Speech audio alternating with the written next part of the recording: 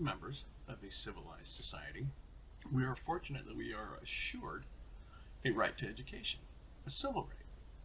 We even go to the extent that we enact laws to guarantee that right. So we go to school, where we are taught to read, write, do arithmetic. We can put word to paper because we learn the alphabet. We can see, spot, run because we learn to read. And we can calculate how many apples are left after Sally and I each eat two.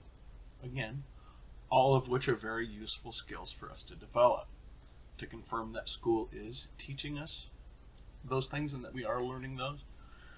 We have even enacted, or I should say implemented, aptitude or standardized tests to gauge what student retention is and then help to develop curriculum based on those results. However, there is an underlying truth to learning that is too often overlooked, I believe. Are assessments merely a reflection of achievement for memorization and then regurgitation, instead of a reflection of the true keystone to learning, instilling ability? I suggest that the acts and their accompanying assessments fail to reflect the true keystone to education, and hope to persuade every learner to recognize and understand the greatest ever life hack to learning that isn't really instilled in our classrooms. Well, at least it's not made blatantly obvious and then nurtured. The reason I hope to persuade you that our current education system, in my opinion, fails to instill the underlying truth in education, that learning hack wasn't revealed to me until after my 12 years of primary and secondary education.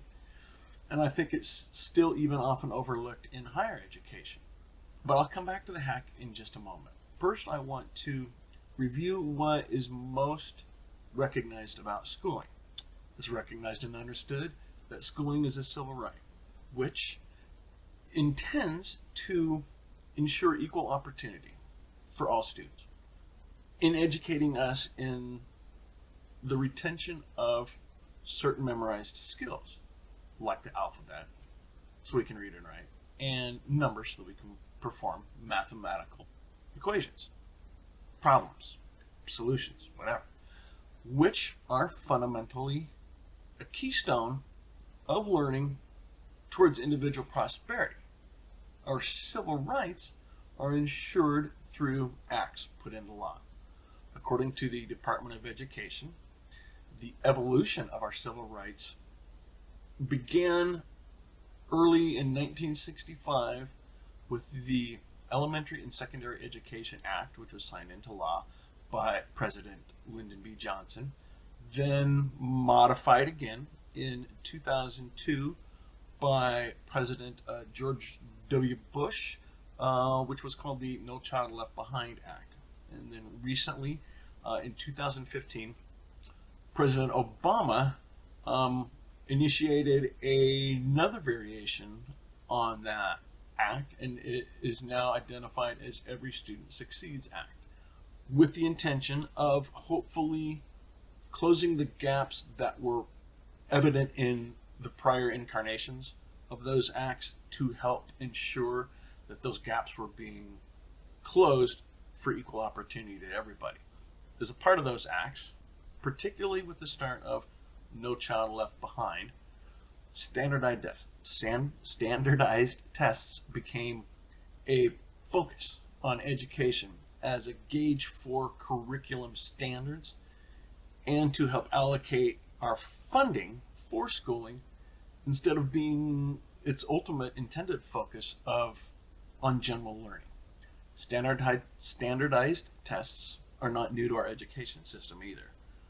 In 1845, a pioneering educator, Horace Mann, proposed written exams replace what were then traditional oral exams to determine student retention and knowledge.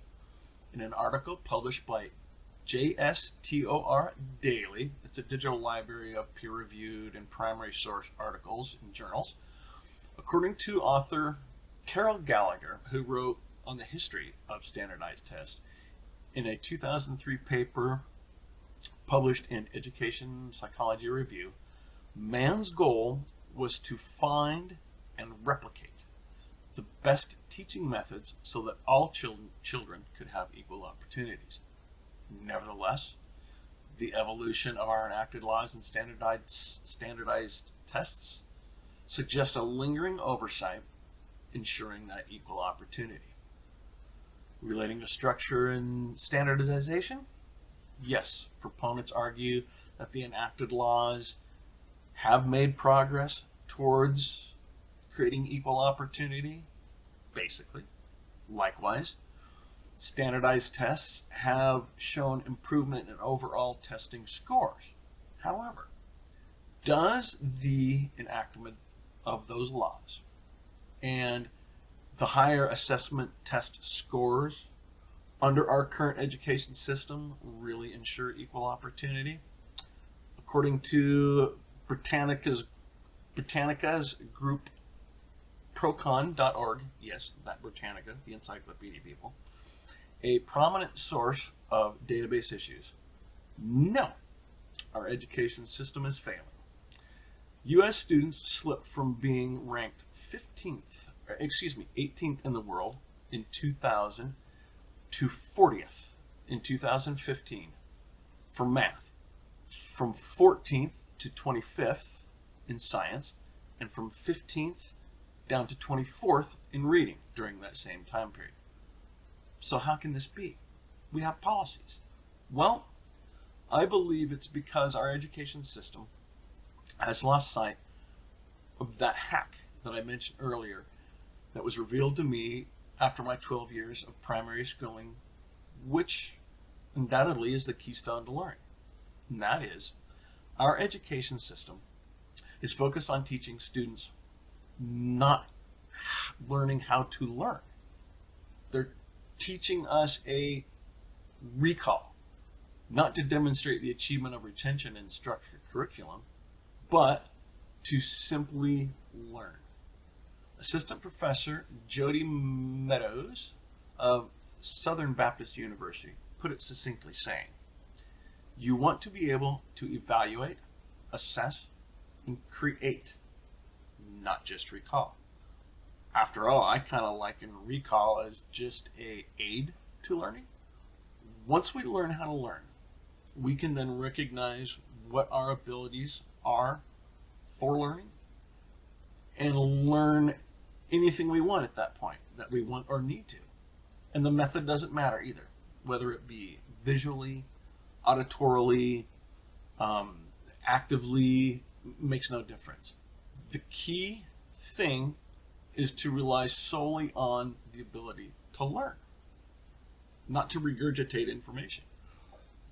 I hope, in my brief summary here, that I have convinced you that despite our educational system's good intention, the ability to learn how to learn is paramount over assessment achievement. Educators and students alike have the power to ensure our prosperity. We just got to learn how to get our learn on. Thank you, Brainiac.